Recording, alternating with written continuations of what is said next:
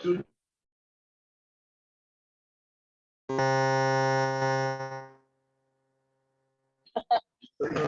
Okay.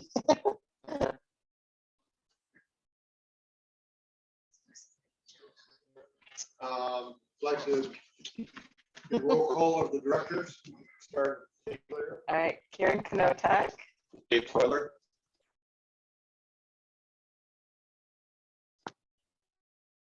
Can you check in?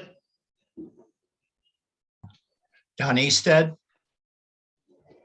Thank you, Don. Phil Rockenbach. Okay, we can hear you, Phil.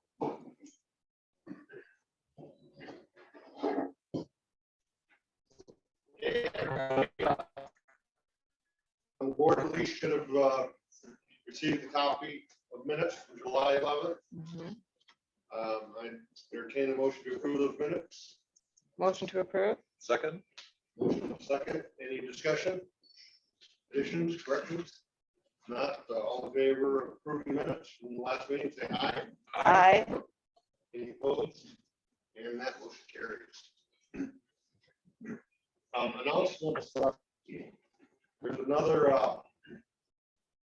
farm tour coming up, Grow and Tell at Sangria Artisan Farms near Friendship. And it was limited attendance, and that is full now, but I just wanted to find out what people in the room, are there any folks in here? Gus and I signed up, anyone else signed up to go to that next Saturday? Couple. Okay. Looks like it should be really interesting because it's kind of a specialty farming, homestead background and stuff. So it's different than anything of a commercial nature we've checked with before. So I think we're out of state. Wow. Wow. Whatever. It'll be good. Okay, I'd like to hear from have Carolyn introduce herself, and Anna's not here tonight. Tell us a little bit about yourself and how much fun you're anticipating having. Sure. I'll stand up because I don't have a very loud voice. So maybe standing up will help me project for those virtually as well. Thank you. So hi, I'm Carolyn Pralle. I'm the new land conservationist for Adams County Land and Water. I am very new. I only started last month, but I'm really excited to be here and really appreciate you being so welcoming with me tonight.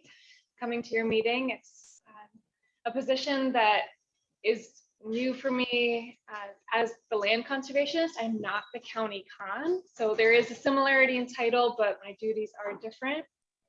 I'm a technician on kind of the same, I'm very similar to Kyle and Anna's roles, but my focus is on land resources. Oh, okay, I'm just gonna, I don't think that was someone chiming in. So my duties are more related to the mining, farming, forestry, land,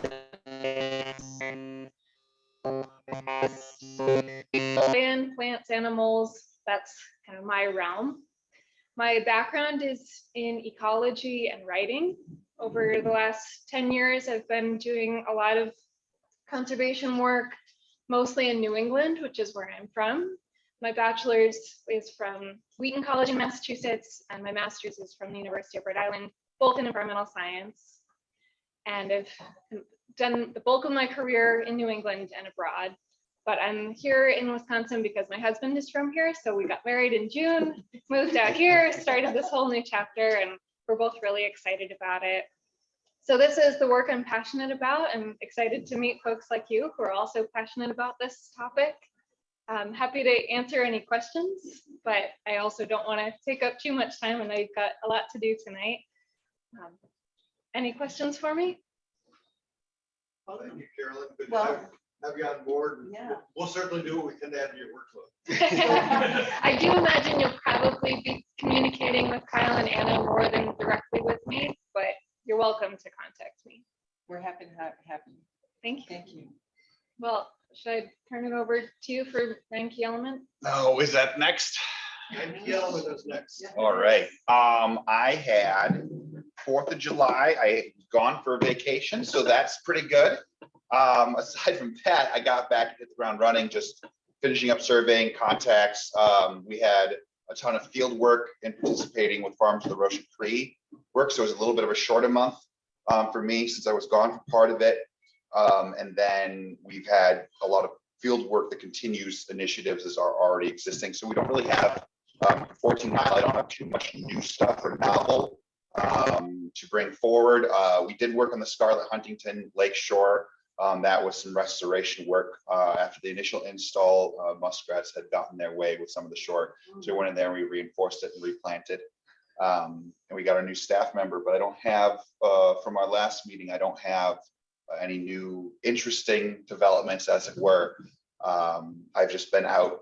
Most of my time has been spent out in the field with direct contacts, working with folks there, and also doing background work, catching up on a lot of the paperwork, from the summer so far. I can't, you'll have to remind me, did I bring up the social indicator survey last meeting? Remind us. Yeah, Okay, remind- yeah, so the social indicator survey is something I'm working on with UW Extension. That's something Rachel and I were working on, kind of born out of, initially you guys did that survey with the schools. This would be a survey for Lakeshore community, not Lakeshore, but the 14 Mile community here, and then also up throughout the watershed. Yeah, probably include, we're looking probably 10 Mile and 14 Mile, and that would be a producer survey. So there'd be several, but they're scientific surveys to kind of get a better understanding of where our needs are for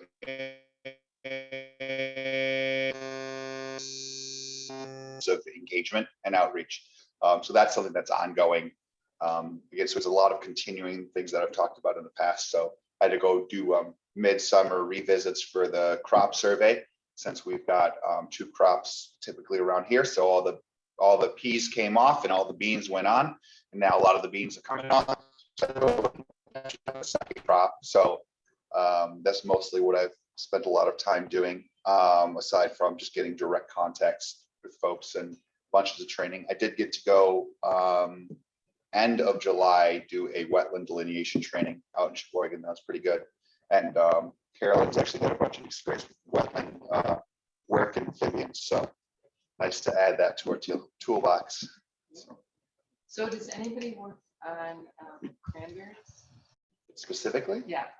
I mean, are you guys, like, is that one of your things that you'll be looking at some point? Yeah, I'm It's certainly a component of, yeah. When it comes to 14 Mile, I'm dabbling with all of the producers and all the systems, but there's a couple of other cranberry producers outside of 14 Mile too, and Carolyn will be working with them. UW Extension has an entire wing of folks focusing on there too that we can tap in for distribution of resources. And so I've been engaging directly with cranberry growers, and we had that one cranberry event, and then also working with the row croppers. So there's a mix of pulling in extension staff to collaborate when we work with, different groups therein. But so we do have a, specifically in this area, we have a cranberry education outreach specialist. To kind of fill those gaps too. but I imagine kind of what you're getting at is cranberries are so different than Right. a lot of the other crops that are produced. Exactly. And I see, when I drive, I see more cranberries than anything else. Well, that's what I can identify, because they're bogs. So I see a lot of them around us. So I was just wondering. Yeah, we'll continue. There's actually going to be another, so the Leola cranberry event that we did, that was after they did some bed renovations. And so that's sort of, and they planted a bunch of plugs. So that was kind of talking about planting, establishing beds. This fall, next month, I believe, Horizon Cranberry is having a harvest grow and tell. So that'll be the yin to the yang, where we'll go in, and there's an event then, and that's hosted by Farms of the Roche Cree. So we kind of traded off doing one in 14 Mile and then doing one at Roche Cree. But that's going to kind of follow up with the harvesting process and everything involved there. So that's an opportunity to learn more about cranberry operations. There are 12 or 14 different variations of cranberry. All looks like cranberry to me, but there's Stevens and then there's all sorts of other ones too. Hybrids. Yep. So, Hey, any other questions? Hi. Hey, hearing none, we'll move on. Notes to Scott or Colton. Double check. Scott or Colton, would either of you join on the Zoom call?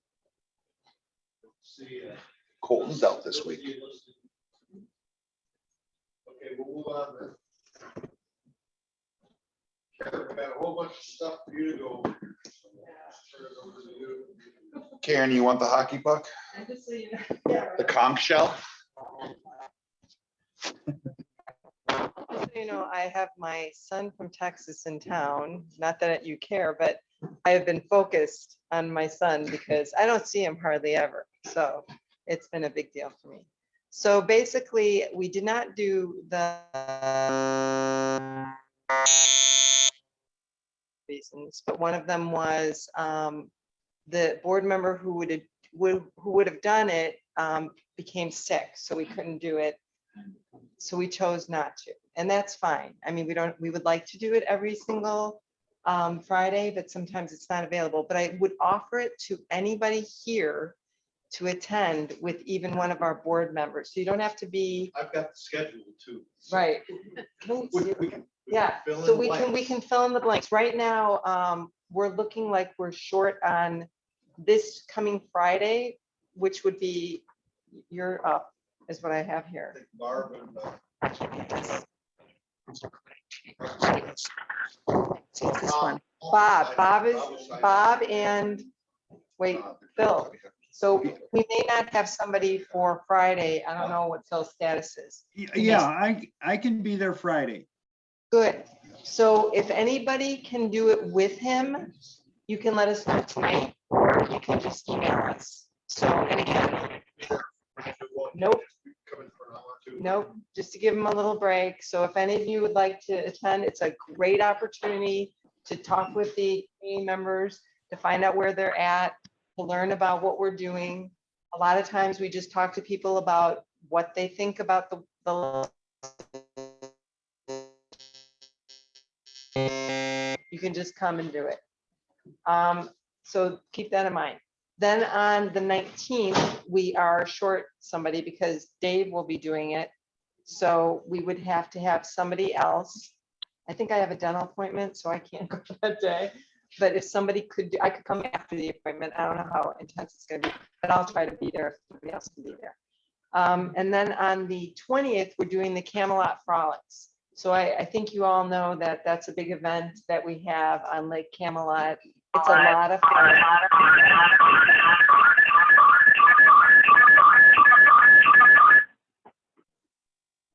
Was somebody trying to talk? No, it's just feedback. Okay. So basically, if anybody wants to come to our booth, we would love you to come and say hi. We have quite a few people who are lined up for that for the 20th, which is the day. So it's going to be two Friday. Well, it's going to be about 2 weeks from now. This is the, yeah, so it's about 2 weeks from now. So I guess Saturday. So anyways, we're set on that for that particular event. We don't have a lot of people signed up for the end of August.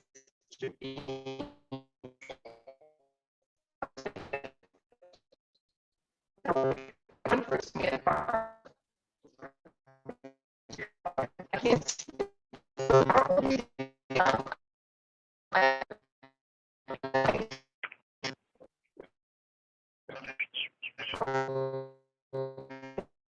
Signed up so get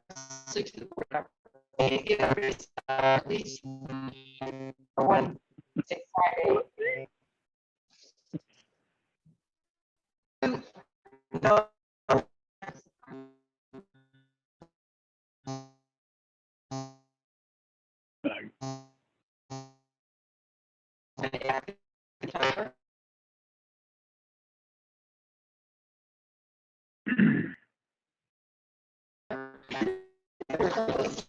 Yeah. Could be that October, they sometimes go into. And see it? I turned it on, but the phone was on fixed. They just screwed up everything in there. Yeah, that was me. When I had this open for inspection. I don't know if I can mute right now, so just keep it quiet.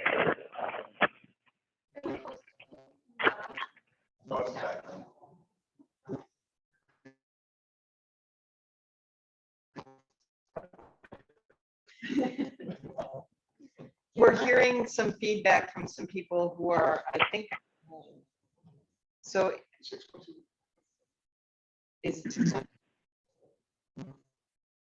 anyways, if you guys can mute yourself, contribute, you can obviously say anything you want. So anyways, we need to fill in for the rest of September, so keep that in mind. And then we are still working on the sign. I didn't print it out, I'm sorry, but I have a sign for the Healthy Lakes grant. We're trying to identify people on the lakes who have done Healthy Lakes. The actual, I guess it's the DNR provides a small sign, but we wanted to get a bigger sign, kind of like the Clean Water Cooperator, so you can see it. And of course, then the person who does the project can put it either on the lakeside, which I think would be better. We're trying to indicate to people where all the Healthy Lake projects are. And so what that means, obviously, trying to help restore our watershed and especially our lakes. One of the things we're doing is encouraging people to do Healthy Lakes projects. And what that basically is putting native plants along the shoreline. So if you can have grass, as long as when it comes to the shoreline, they're encouraging, the people who know all about this, like Dave, to put native plants on the shoreline, because the long roots of a native plant will actually filter the water. So any runoff that comes from your house or from anything, the street, whatever, it will go through those deep roots and it will filter some of the nutrients out before it gets into the water. It's a great program. Luckily, the state gives money for this program. I did a rain garden and I've done 3 other projects as well. The rain garden was free. Literally, they paid for the whole thing. The only thing we did was put in work. You have to put your own, you can hire people, but you can put in your own work as well, and we did. So it was free. And then we did 3 other projects, which are native plantings. I haven't gotten my numbers or my receipts in today, but I think it's like 80%, isn't it? 80%. It's $1,000 per It's up to $1,000 for every planter. 350 square feet. Right. And it's a 75% match. Your 25% match is illegal, then essentially.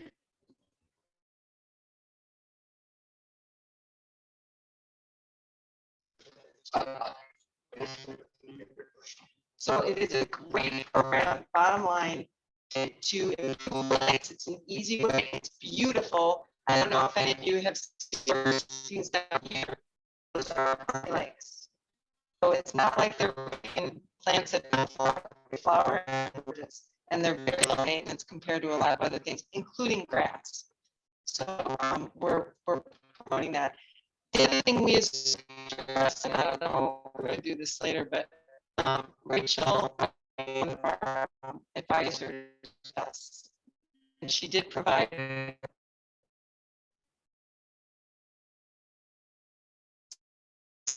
as a group.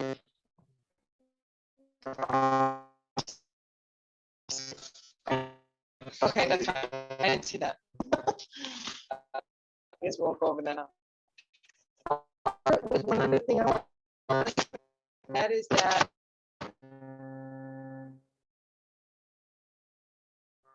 to do was to do more socializing as a group.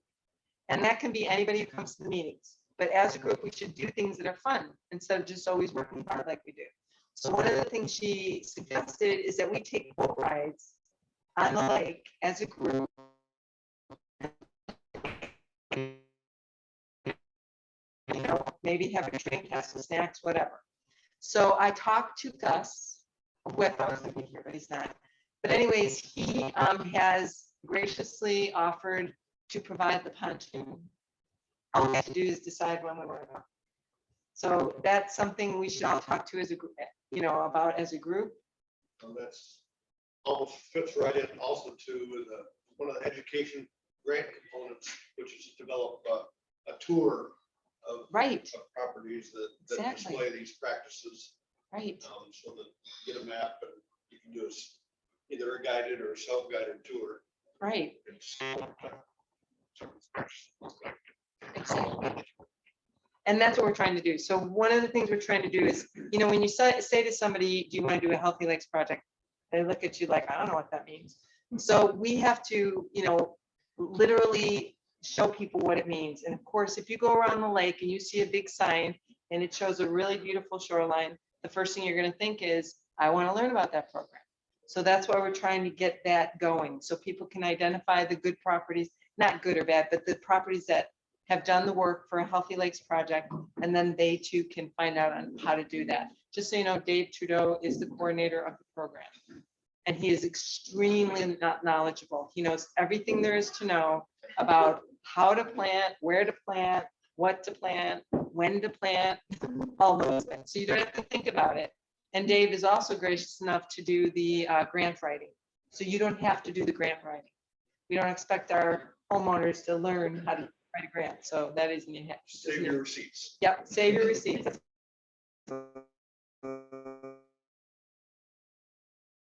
And so when you're doing your work on your project, you have to make a note that I did so many hours this day doing whatever you did. So it's really easy, but you have to track them. So, but anyways, I think that's all right now. Oh, and the shirts are. Can you? Okay, then we're done. Thank you very much, Jess. You are wonderful. All right, we'll get you down. Is there any update on the student survey that you have? We are meeting with I'm glad you mentioned that. We're meeting with Nekoosa High School on August 17th. So we are getting together with them. Gus is working on location, but we're going to get together with them. And so if any of you have any ideas, this would be a great time to let me know. Or you can email me afterwards as to what you would, you know, suggest on, just so you know, the subject is working with the high schoolers. So if you have any ideas about how they can contribute to our, you know, our projects like Healthy Lakes or whatever, even if it's just doing something for them, we're going to meet with the principal and the environmental sciences teacher. I'm not sure. I think the civics teacher might be there. So we're going to find out what they want from us. But we did do a survey of the kids and we got a good response, and we kind of have an idea of where to go with this. So we're kind of getting our feet in the, you know, wet here, and hopefully we'll know what we're doing. But that'll be August 17th. So, I mean, it's new. We don't know. We haven't done this yet. So. You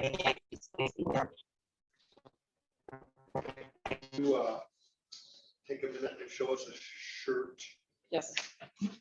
So we had some shirts done, embroidered by a local lady. Her name is Jill Reese, and she's phenomenal. And she did these wonderful shirts that we will be wearing at the booth. So everyone can see them. We have our logo. And of course, anybody who wants to get a shirt, even if you just want to promote our, you know, our cause, whatever, you're welcome to buy one. They're $26. And they come in all kinds of sizes. So, and they're cotton polyester. So they'll last. Thank you, very nice. And they do, just so you know, I think they run a little bit big. So keep that in mind. That's your impression, huh? Yeah, that's my impression. If they could get it. Do you need to have orders placed by a certain date? Well, I think we can do them whenever we want. Is what, I mean, we can decide to do a big order. That's probably a good idea. Oh, and there's one other thing. Can I take one more second? Absolutely. Okay, there's one other thing I wanted to mention. When I was doing my Healthy Lakes project for this year, I was forced to actually buy plants from a source that was outside of Wisconsin. Typically, you go to Prairie Nursery or Agricole, which are two big native plant sources. But Yeah, go the ahead. idea is you want to get genotypes that are close to the area where you're planting is. So the closer you are, the more likely your plants are going to be healthy and survive. Right. But sometimes you can't get what Right. you need and you have to reach a little farther, but we don't want to order plants from New Jersey or something like that. you know, No, so- no. So we can go to like northern Illinois or southern Minnesota. Right, and I ended up going to Minnesota. So that's where I ended up going to get some of my plants. When I ordered them, and this is the bonus, they had very similar, because really it's not a big difference between Minnesota and Wisconsin, you know, it's really not that big of a difference. They actually had much less expensive product, plants. So Barb had, this last year, had done a big project where we sold trees and shrubs from DNR. So I was thinking, I don't know if it's possible, but we want to encourage people to do native plants, and maybe to get their feet wet, we could do a similar thing with this Minnesota-based grower. And the reason I say that is the plants are really less expensive. So a flat was like $32, I want to say. And they were really, really nice plant material. So it was What was the really name of the nursery? Glacial Ridge. Glacial Ridge, right. And I can give you all the information about it. So you have to order 8 flats, but that's really not that much. And they came and they looked really good. So we can, that was another, I don't know, what do you guys think about that? So we would then sell people, you know, not for profit, obviously, just to sell people native plants and have like a day where you pick them up, and then you would, and so the reason I like this idea is, so maybe you don't want to, you know, do the full Healthy Lakes project, or maybe you want to do just a few, you just want to find out how it looks. I just thought this might be a good idea, just to get people used to the idea of a native plant being really a flower. It's a flower, you know, it's a beautiful flower. And in fact, before I did my green garden, I didn't know what it was called. I had no clue. And then I did it, and I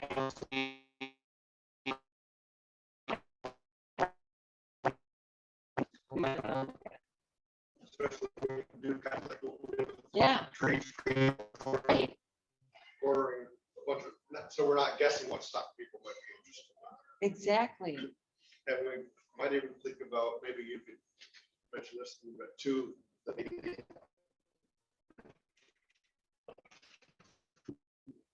coconut fiber mats for agriculture. Yep, Maybe, yep. maybe people might want to just try to do something like a square foot or something Yeah, like that, you know, yeah. just try the product. Exactly. Before you spend $50 a yard, a Right. square yard.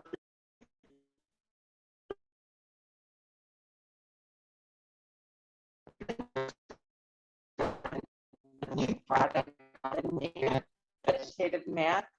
It's a core mat that they literally put the actual plants in. And so all you have to do is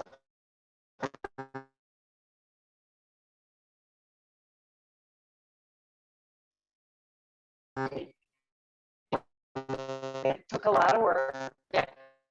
So basically, it's just roll in your mat, and all you do is then wait till it grows. I mean, they literally, you don't have to even in mulch. It's cool. So you stake it. Yeah. Right in your garden. It's not something that just you and your partner can do. I have 3 or 4 because they're not linked by any stretch, but you can put them in, so you can do whatever you want. It's really,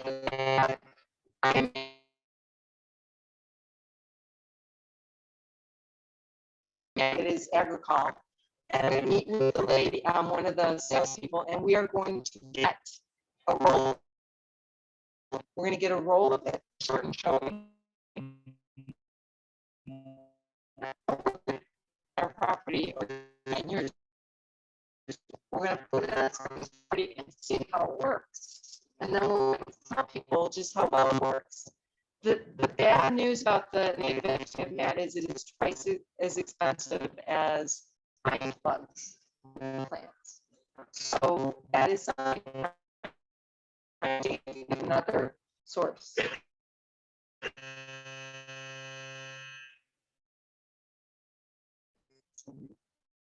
Yeah. So,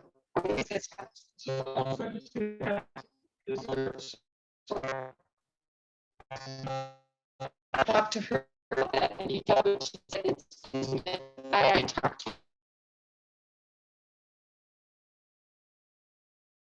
the same kind of a prep you would do for any other planting, meaning you'd have to pull off the grass that was there, or you'd have to put black plastic over it for a year like I did.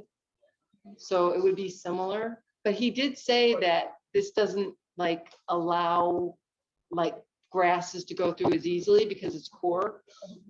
So, My only point being that if there's other, if you need to add organic components or something to make sure that the plants survive, right, is when you're spending that much money, make sure. exactly. If they require it, right, you put it on stand, grow, these sort of things, so that's gonna be a key component, especially when you're Putting out that kind of money. So that's why we decided we're gonna do a test. So if anybody wants to do a test, let me know, because I'm gonna probably pick this up, not this week because I have my family, but that week after that, toward the end of August. And when I pick it up, you know, it's a big roll. We can cut it up into as many pieces as we want, and then people can try it on their property and see how it works. So that people.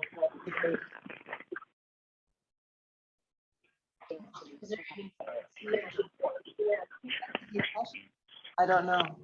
You know, that one of the reasons we're gonna go and meet with them is to get all these answers, and I'm gonna write that down.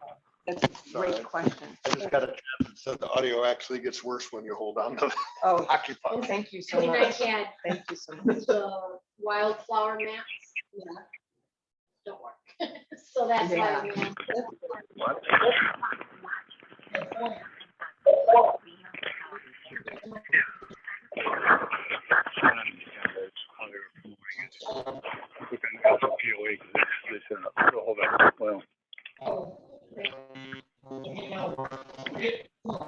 putting it on concrete, right? Right.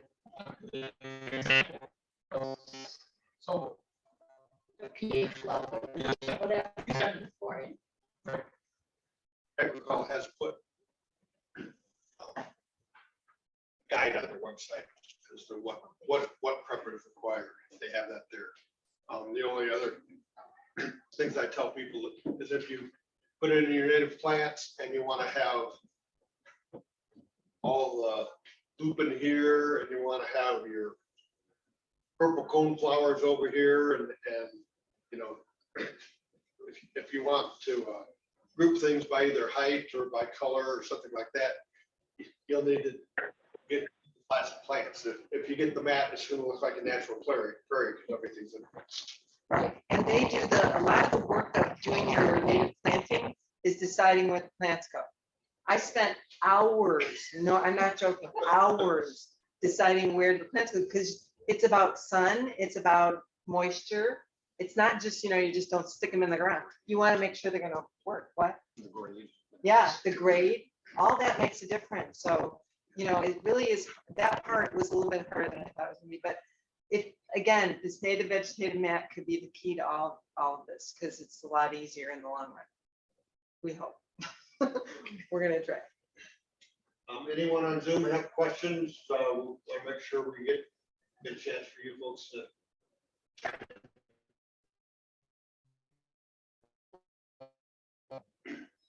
Audio is improving. Where is it? Audio is brutal. This audio is brutal. We have to get a better, we have to get a microphone. We have to invest in a microphone. That's all there is to it. We will, for all the people who are listening in, and we apologize for this. We're working the bugs out. Yeah. Can you hear us okay if we're on the other side? Like if I ask a question, can you hear me? Totally, perfectly, with no Yeah. problem. Awesome. Yeah, this is Corey. I'm on Lincolnwood Court on Lake Sherwood. Yeah, I was just curious, like, you know, like now that we're into August, you know, the algae has come out. So like within that 9 key elements, like, has there been any success stories or are we making any progress on it? I've been here maybe since 2019, so I've just seen it, you know, each year since then. But ironically, when we bought in 2019, we were here in August and it, you know, I mean, there were some weeds, but there wasn't necessarily algae per se. So let me ask you this, Corey, how is it by your lake property? Right now? well, we're by that Yeoman Beach Club or boat club there. So it is a little bit quiet over there. So 4th of July, we took the week off vacation, kids are swimming, everything looked perfectly clear. And then it was almost like overnight, then just one morning there, it kind of encroached all the way to the pier. And it's like, okay, that's a no swim zone for the kids for now. But Yeah. yeah. Sorry to hear that. Well, I don't know if you know enough to.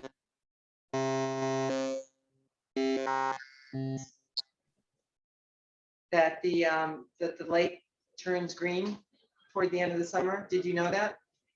I only heard the last part. I couldn't hear the first part when you said, did I know? Do you know that the lake tends to turn more green as the summer goes on? Oh, without algae, just in general? Well, that's algae. That's the Oh, algae. yeah. Well, I mean, I've gathered that over the time. Yeah. Yeah.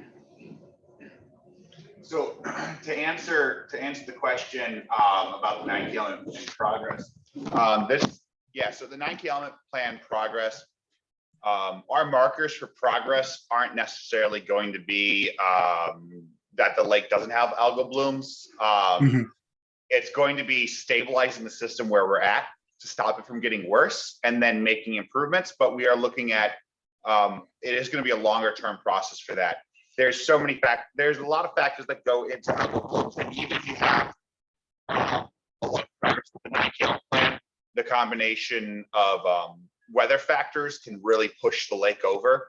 And so even, you know, what we're striving for is fewer days, not elimination. And with this type of lake system, it's just not possible not to have algae. We just we're going for less extreme, less frequent. And at this point in the first couple of years of implementing the plan, we would expect to see things stabilize. So that would be, we have algal blooms, but not more than we'd expect because of, you know, environmental conditions. So that's kind of what we're trying to do. We're trying to, you know, and so, you know, we'd want to expect to see improvement in water quality by metrics in under 5 years. Whether or not you see that on your lake really depends upon year and when you're out there. And so it's really hard to draw a direct connection between things that are going on for the 9 key element plan and a specific reaction in the lake for algal. It's a lot like weather, where we can attribute some weather systems to climate change or some just to normal variation that you would expect in a year. Yeah, appreciate the update and everything everybody's doing. So And Corey, what you can do, I don't know if you're looking to know what you can do, but I have an idea. The thing that you can do is do a Healthy Lakes project. If we got everybody. He's doing 3. All right, Corey, you are a Healthy Lakes hero. Okay. well, yeah, Dave has really helped out a lot with that. So everybody that was, you know, if you're considering it, I mean, he's come out to my property and pointed me in the right direction. And now I finally got the courage to start doing the diversion trenches. And then next year we're going to plant the gardens. So that is outstanding. And if you want to see mine, you're welcome to come by. I'm on Lake Shore too. Okay, awesome. Thanks.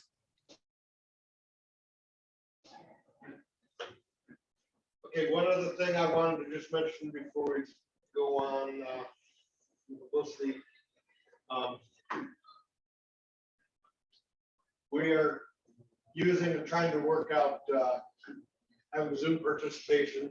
We're using the Lake Sherwood account, which is about which is a little over 150 a year.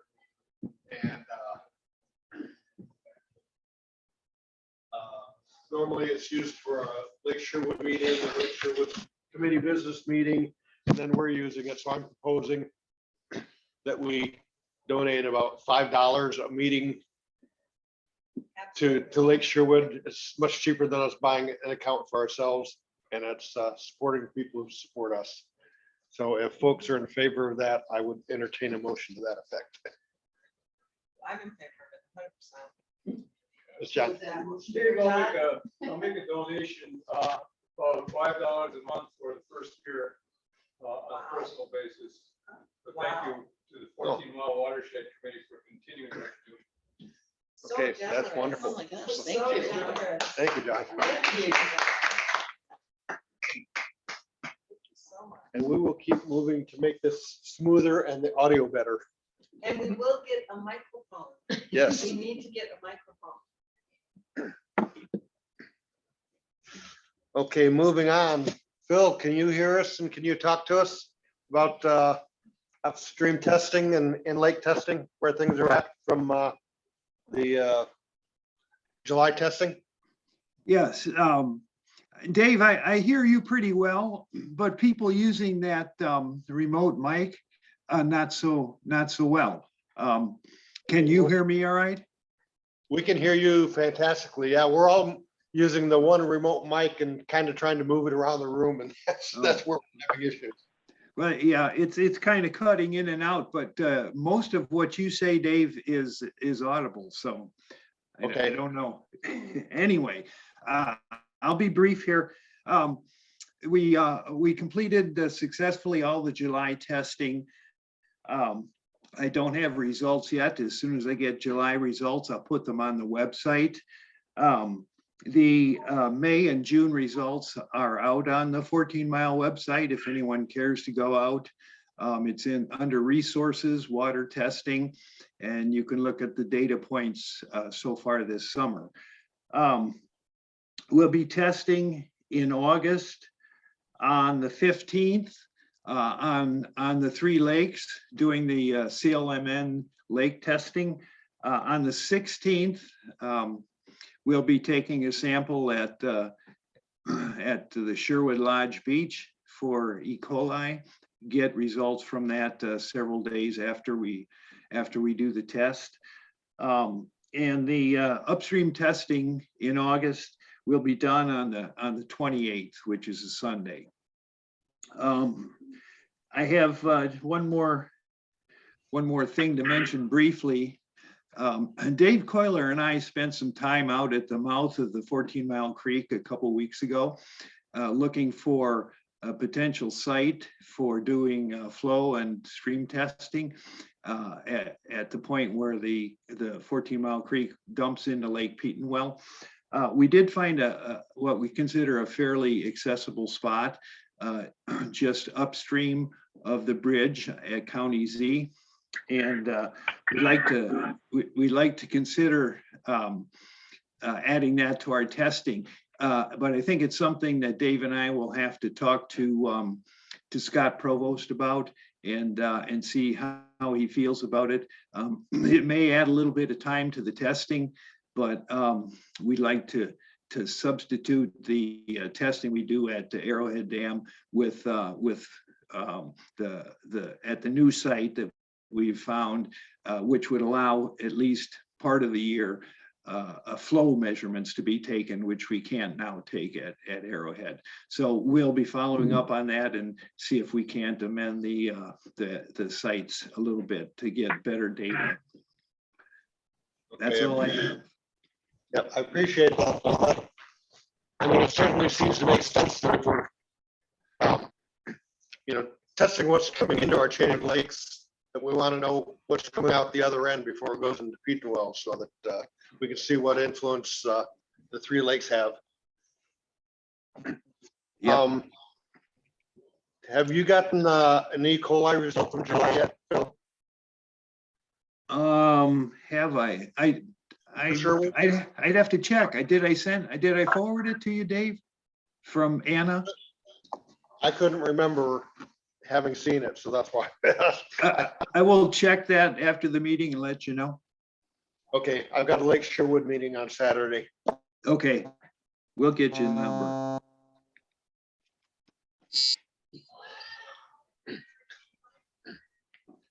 Environmental quality is kind of our next subject here.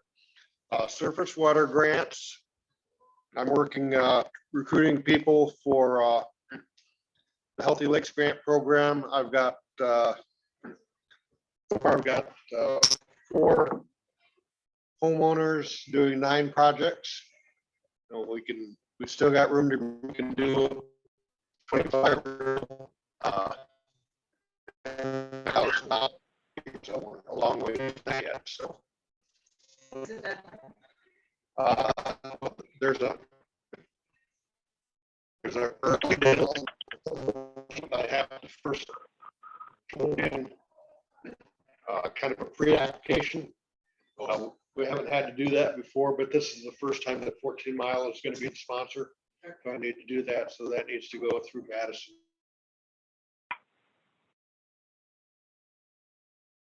We can still, for about a month after that, until October. I believe I sent it up to all the board members.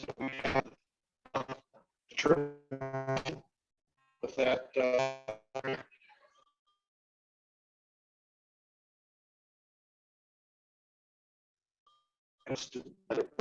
next meetings.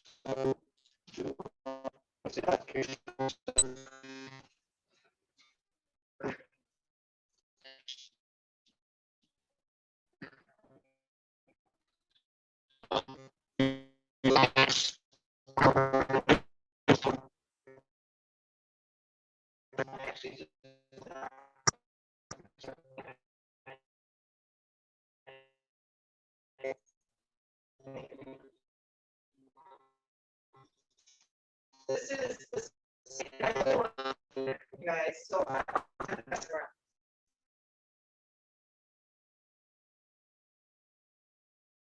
I do that? Hold it up near the camera and see if it's Oh, where's the camera? up above. Can you guys see it? No, wait. Let's keep it. Email Scott, you can share it. Can I do that? Let me email it to Scott. Scott, are you-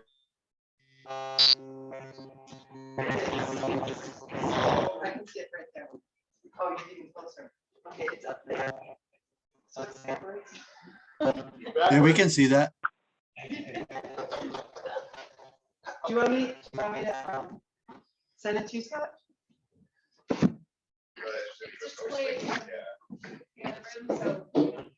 Oh, so the people who are here can see it. So what do you think? So this would be something that we would put on people's lakes, you know, lakefronts.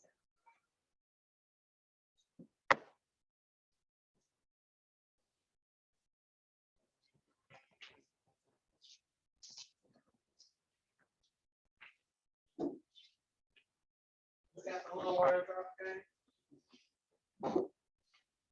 Yeah, so it's kind of colorful. You want people to be able to see it, you know, obviously, and identify it as a Healthy Lakes project. This is the logo for Healthy Lakes here.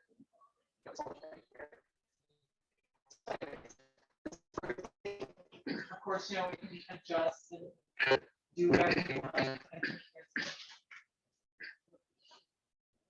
Would this be the size of the lake coordinator or the clean water cooperator? Yeah.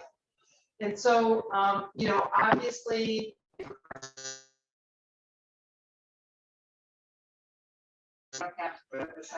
We really want people to do it. Let me tell you why. Because if people do this, then people who drive around the lake like we often do at night can see which properties have the Healthy Lakes projects on them. And then they can see how pretty they are. I mean, I definitely want to have one on this because I think the Lake Sherwood Lodge has one of the prettiest Healthy Lakes projects I've seen. And ours is outstanding.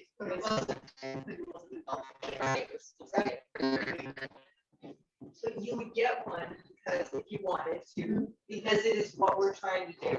So basically, anybody, there's Yeah, several people. so we want to identify the practices. It doesn't Right. necessarily mean that it needs to be someone who signed up and got the I got grant, a grant, right, but it's just to identify the practices. right. Okay. So you meet the requirements and you can have it signed, and it's really, So most of this is for lake.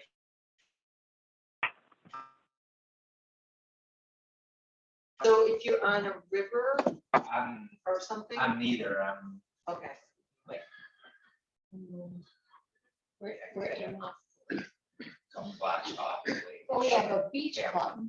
Well, there you go. Yeah, that's what I was gonna say. If you're on one of the three lakes, then I'm sure you're tied to a beach. Those all need. Yes, if every beach club did it, that is a good, indicator of people then knowing what's going on. And we would definitely have signs on those. Is it right at the water's edge? Well, no, and that's what I Okay. found out. So I was under the impression, well, I don't know if you're familiar with Lake Arrowhead, but they have how many feet? 75 or 100? Roughly 100.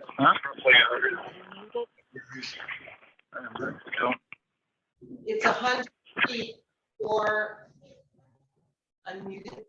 It's causing feedback. All right. So basically, even I'm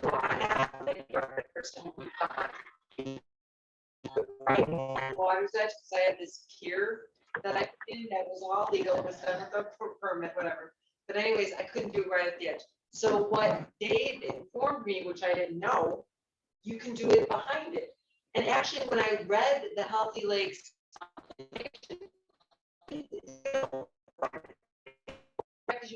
you just want to have something between, obviously the closer it is to the water, the better. But you want to have something between runoff and then going into the lake. That's the goal. But beach club cut down stuff in their parking. Right. So I thought, well, can you put it back a little bit so that they're not tempted to do that? You can put it at the beginning of the beach club, or the end is, whatever. Yeah. As long as it's not, I mean, ideally it would be.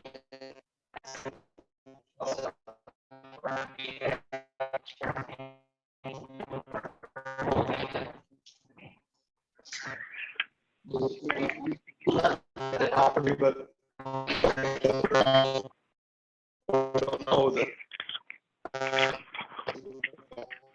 October 2021, they distributed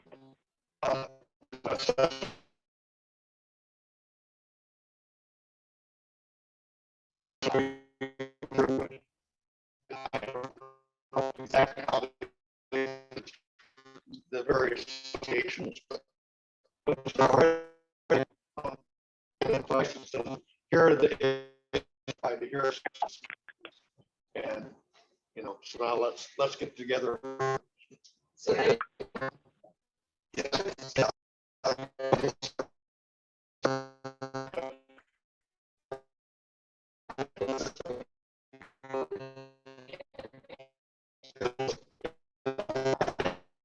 today.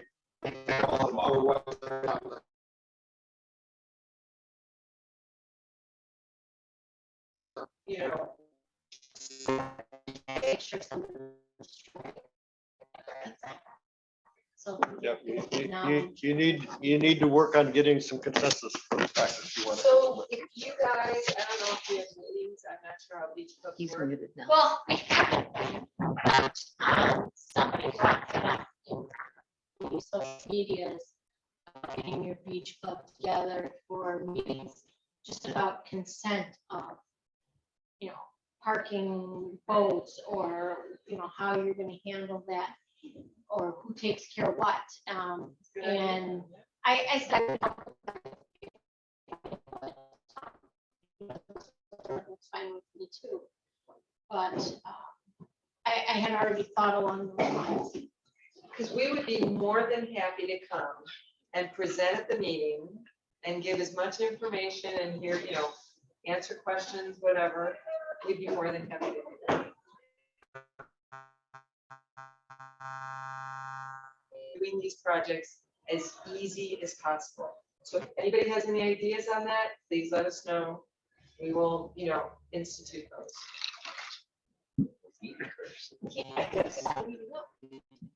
So anything we can do to help. Thank you.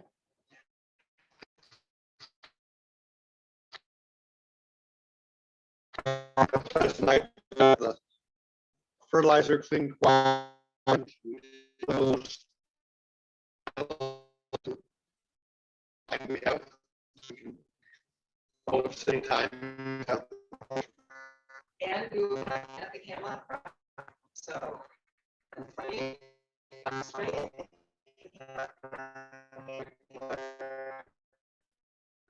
You just pick it up there.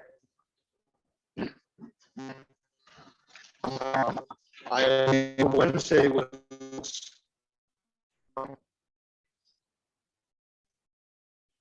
Abendon, and then someone from Town Parks. We're going to meet at Walden Park. We've had some interest in doing a native planting there, and looking at it being a showcase.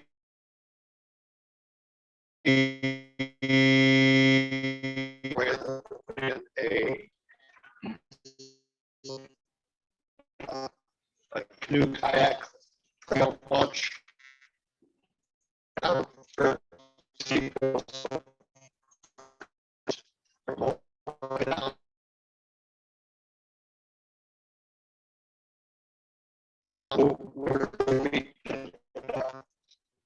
See what we can do to influence putting in a nice bed. Be eligible for healthy lake.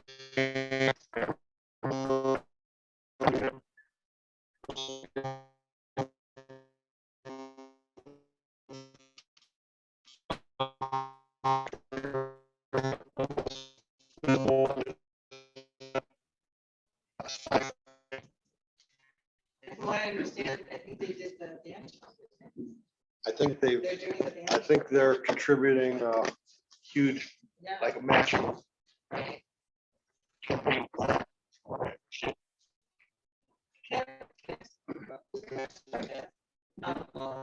So did they do water lilies one year? Didn't the fishers, didn't they do it at Walden Park? Some folks from Camelot did that. The upper end and the. Okay.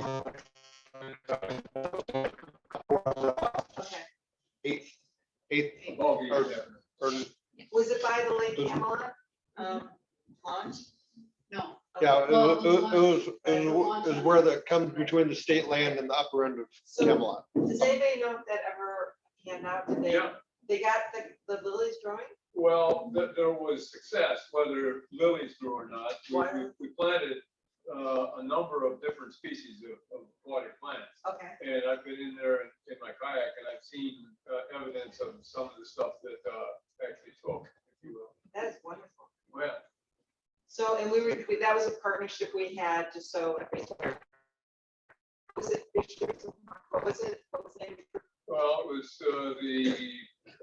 there's a Camelot fisherman's group. Yeah, I mean, Yeah. yeah, it was Right, and they wanted to do this, and John helped with it, and I thought it was a fabulous Yeah. program, but I never heard anything about what. Tri-Lakes.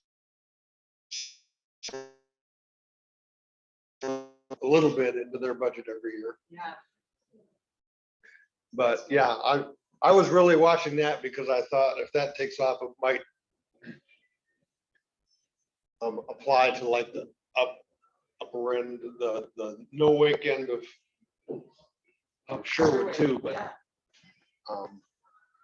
I didn't hear that there was there wasn't this fabulous population of the water lilies.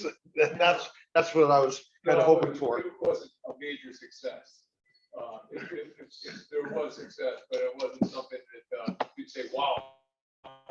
There was success. It was a great idea, and water lilies actually filter the water. They're a good plant to have, aquatic plant to have in the water. And you'll see in really good, lakes that are healthy, you'll see a lot of water lilies in the more stagnant water, that doesn't have boats going by. So it's a really good thing. We put in a lot more than water lilies. Yeah. Many Yeah. other species. Right, there was a whole bunch Yeah, of. I mean, that would have been the flowering, most visible That was the one I was aspect of looking for, it. 'cause I That could would have see caught it, people's right? attention is the main thing. I was, Yeah. you could see that.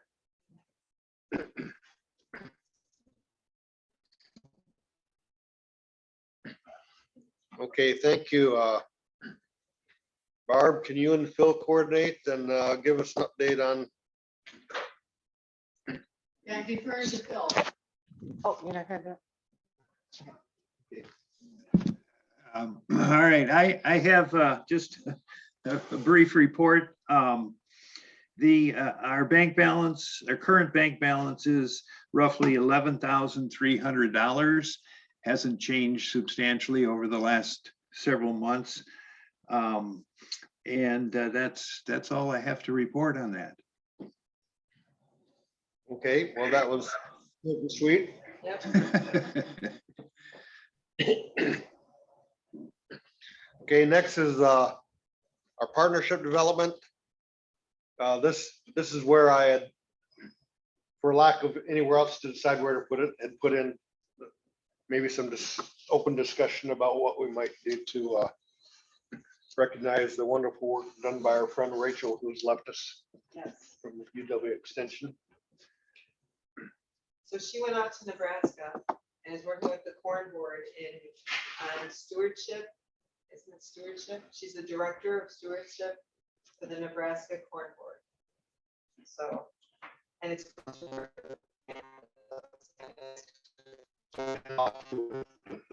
her family situation. Yes, definitely. I don't want to do it that. Otherwise, we'd just tell her she went to the dark side, but Yep. we don't want to.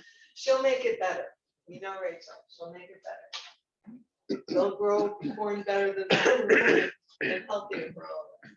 So anyways, she left us and we have struggled on what to do for her as a gift, but I mean, if anybody has any ideas, now's a good time. Were we thinking like a care pack or something? Yeah. Because I'd vote for like a little stuffed spud.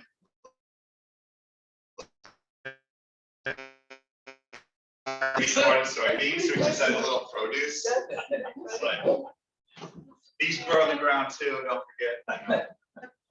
Do you know where to find one of those? I don't know, maybe a bottle of water since there's not a lot out there. You're like, for when you get your 10 inches of rain this year.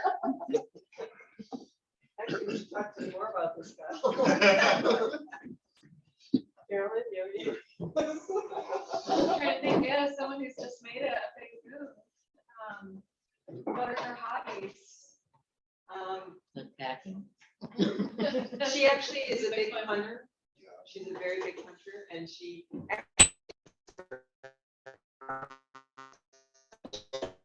Shed Shed hunting, hunting, yeah. yeah, she's big into shed hunting. She's an outdoors girl. I emailed Anna to put her in the. I bet Anna would have some good suggestions. I think, I mean, I'm a sentimental person, so I think.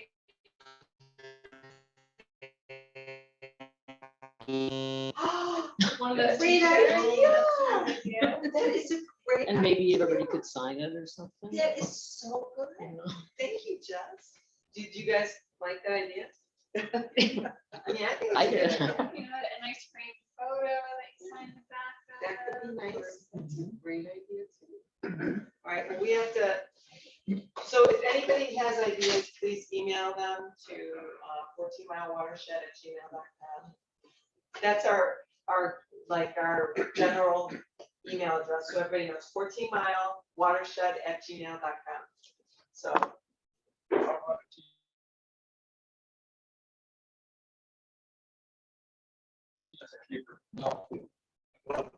To expand on that or your new shirts. Okay, so we're gonna do the embroidered. Okay, the embroidered. Fantastic idea. Oh, you know what? I have to tell you guys, can I take another minute?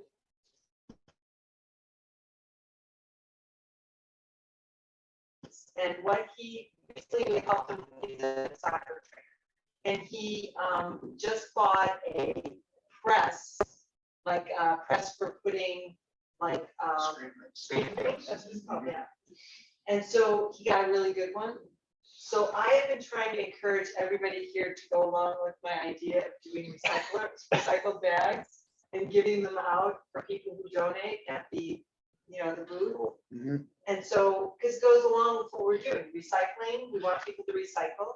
So I think it's a great idea. Our logo is then out in the public. So just, you know, he's doing it and which was a one color screen print, and it was pretty inexpensive. We would probably want to do all our colors. So it would probably be more expensive than, you know, we could do it in one color. I mean, we could probably do that. But Why don't you? I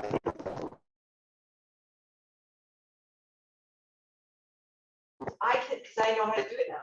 I did like 40 of those shirts. So I'm like That's an not expert. to be an expert now. Yeah, I mean, it took me, I'm no joke, it took me 6 hours to do 40 shirts. It was front and back. But they turned out really great.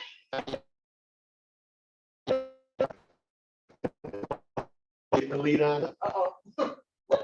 We could- I thought maybe you might contact the lady who donated that crane picture to us at the Julie? State of Our Lakes. Julie Finbrow.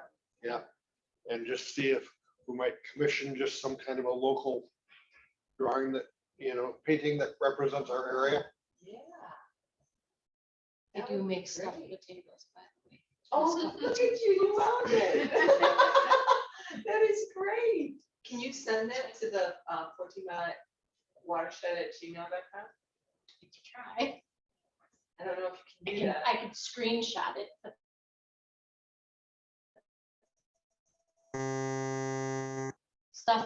stuffed potato toys, and there's a variety of them. Or Mr. Potato Head. There you go. Or on the piece of potato. Rachel and I are the last generation who played Mr. Potato Head as beer. Grew up in Toy Story. Wearing a embroidered shirt, a little shirt. Oh my God, that's so cute. That'd be And they're adorable. so cute. They're adorable. All right, so we really need to get this done though for her. So we should try to get this done between now and the next meeting. So I'll order her a shirt. I know what she wears, what size. And then we'll get a stuffed potato. And then, I don't know, we'll think of something else. And we'll do a little basket. So. Okay. Okay, then, moving along.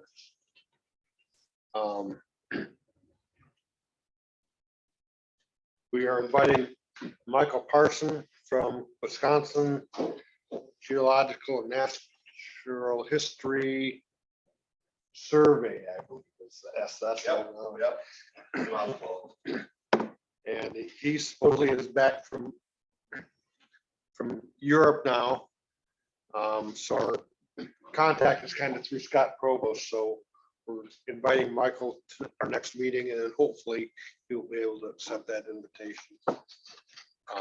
Depending on that, we may move to another larger venue, depending on what kind of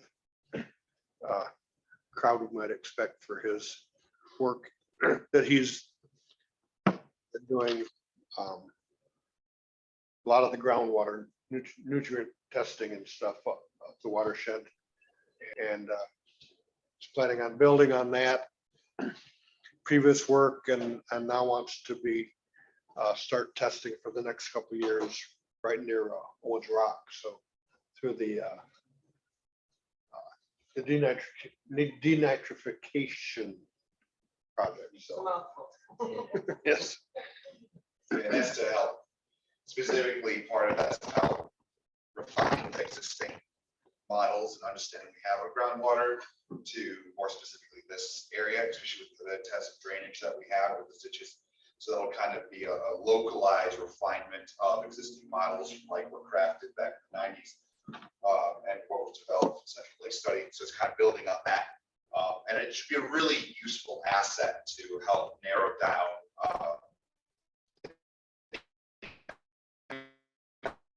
Corey's, what can we expect to see as results? Well, hopefully the work that we can get from what Mike's doing will allow us to quantify better the improvements that we are actually seeing out there within the watershed by using that information. So should be really interesting. Has been quite a bit of work done, and we see that in the sand country, 70 to 80% of the runoff is subsurface. Right. So it's really, it's not what you traditionally think is running off into the streams and down through the lake system. Okay, can you explain what subsurface means? It means so it's the groundwater. Okay, it's the Yeah, ground. it's water table.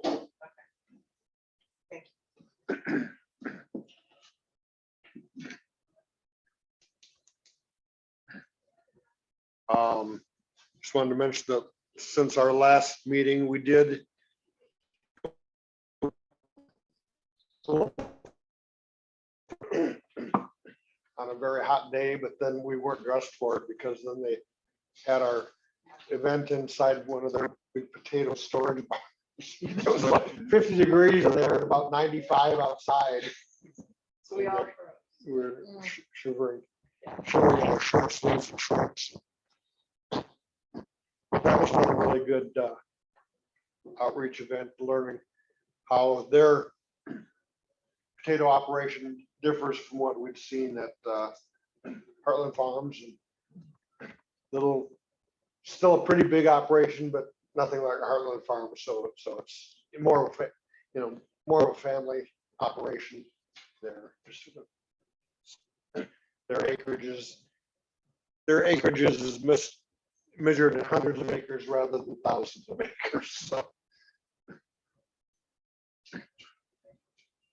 The one other thing I wanted to verify, I think I wrote it before, is we went to a Wisconsin River Alliance of Wisconsin event a while back, and they on their page asked for donations, of course, and sponsorships, and the range of their membership runs anywhere from $45 to $250 a year. So I thought we should try to support groups that support us. I did check as of a week ago. We were not yet listed on their website as another cooperating group, but I know it's on the to-do list because I've been in touch with them a couple times. So I just wanted to toss that out there if we should support them with the donation, and if anybody has a suggested amount, we could move forward on that. And I would think, I think they're a great networking source.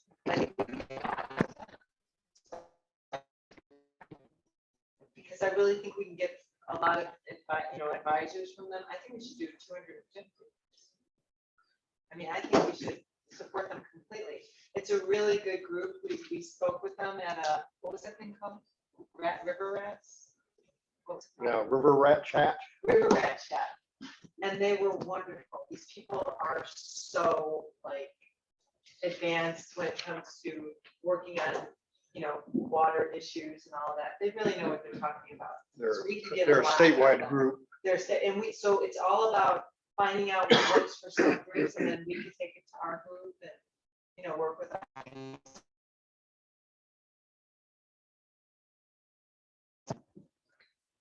Any thoughts on that suggested amount?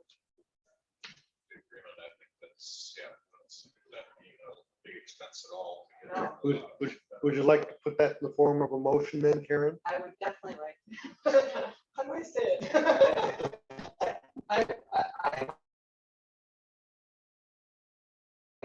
I'll second. Okay, having motion second, all in favor, say aye. I, Any opposed? Motion passes. Okay. Lake reports. Anybody have anything to share on? What about, in the outreach area, the items that, Bob Nekoosa Mill? Or was that something else you were gonna cover? Was it- Yeah, he had a couple suggestions. Yeah, I'll take a minute and bring those up. Okay. Well, he had suggested that maybe we put together a garden walk, maybe that's kind of similar. I think I went to one at Green Lake one time where just went out with people's native plantings and stuff. And I think, haven't you gone to something similar to that, Karen? Well, It wasn't geared toward shoreline, but it was just geared toward what kind of native plantings right. people put in and kind of put together a open house event, you know, where you go to 2 or 3, 4 different That's a great properties. idea. You know, someone like, of course, Barb's. Yeah. Of course. You know what, John Treaty has one native planting going. He is going, he's going in I mean, big time. yeah, we're talking about a native planting that is huge. How big is it now? I have about 15,000 square feet planted. And I would invite anyone who is interested. Dave talked about, or you all have talked about careful placement of plants. I'm just the opposite. I've done the traditional prairie with what I've done. And you can see what a traditional prairie looks like from start, not to finish, but I've been doing it on a yearly basis. I've actually done 3 separate plantings. The first planting now, the tallest plants are from the floor to that height. You get And 5 footers. This year's plantings are about that, and they're next to each other. You can compare. So it's becoming more established, more diverse. At the end of Alpine Drive, you take Alpine Drive all the way to Z, and on the last driveway before you get to the stop sign down there, honk the horn before you come in. I've got a ferocious dog. Might possibly lick you to death. But yes, I'd be more than happy to share with you what I've got. I have plans for Dave's graciously volunteered and has already given me some pointers on another full acre that I'm going to do a savanna on. Hopefully, if I can get funding to be able to do it. So. Well, just so Thank you you. know, John is actually one of the best examples, you know, along with Barb, obviously, but the best examples of what can be done even off of the lake. I mean, we're all responsible for the watershed. It's not just the people who live on the lake. The people who live on the lake are more of a direct impact, but everybody impacts the watershed.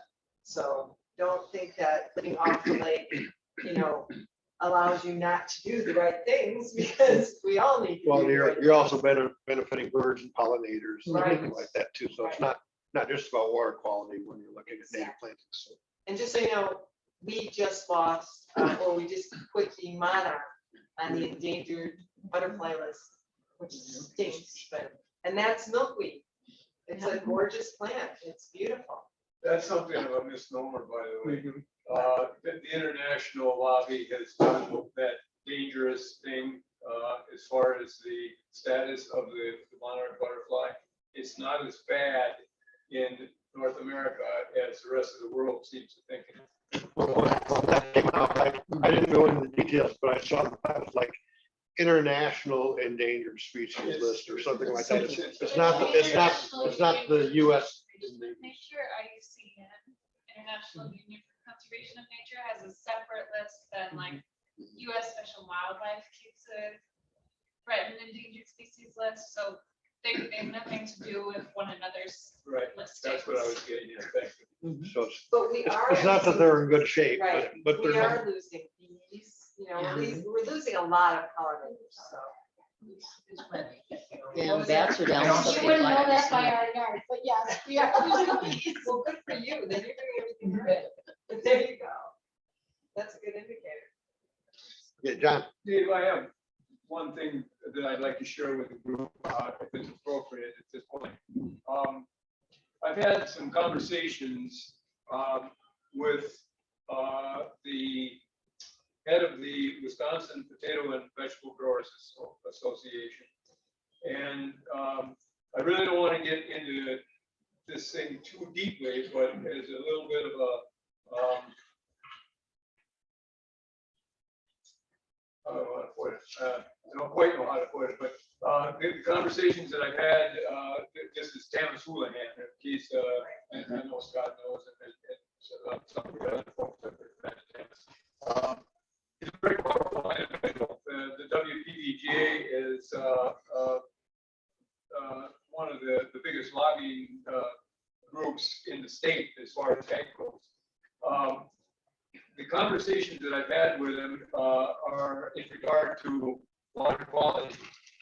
And I've gotten him interested in possibly cooperating with some studies that I can't get into, again, too much depth with, but they're nitrate related studies and studies that would possibly affect very strongly the quality of the waters coming down through the 14-mile watershed.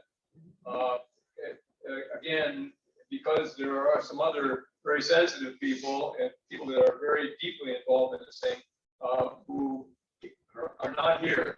I don't want to go any farther than just to say that we've started something here, and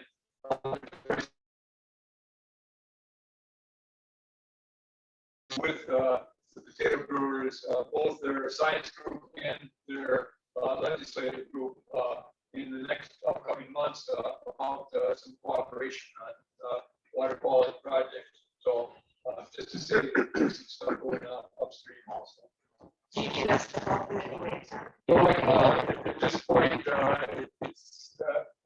it's not a matter that I don't want help, but no, I'll definitely, even though I'm not a member of the 14-mile watershed committee, I still belong to the community, and I expect to be here at meetings, so I'll keep you apprised of what's going on with this thing.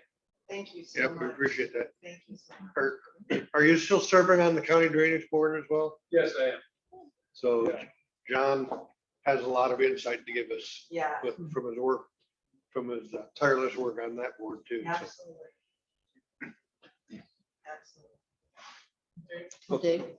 oh, Scott, So if I could just, real quick, take a little bit on. We attended Act 223 in Billings back at the end of July at the Phelps Family Farm in Clover.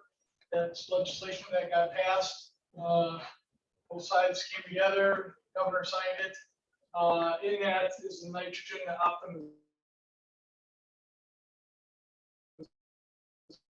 for farmers and wanting to hire a hydrogeologist, I believe. So those are steps in the right direction that have finally come forward from the speaker's task force. That's great. long time coming. Really good. Yes, sir. Long time coming, that's right. Yeah. Patience is the virtue when we're dealing with watersheds. Okay, thank you. Anybody have anything else for the good of the group?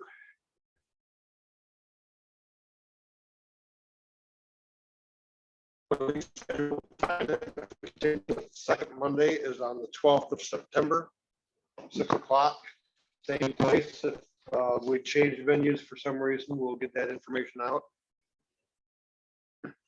We had Lake Sherwood put together some sloppy joes for tonight. Our cost is somewhere around the $5 mark. If people want to chip in, we appreciate that. But it's not required to partake. So we invite everybody to help themselves to some food. last minute from the folks who are on the Zoom call. Okay, thank you for attending. Hey, Dave, I will be able to attend next month, and I will be having eye surgery. So, I'll be no longer partially. We're still, I would say that the first or second week of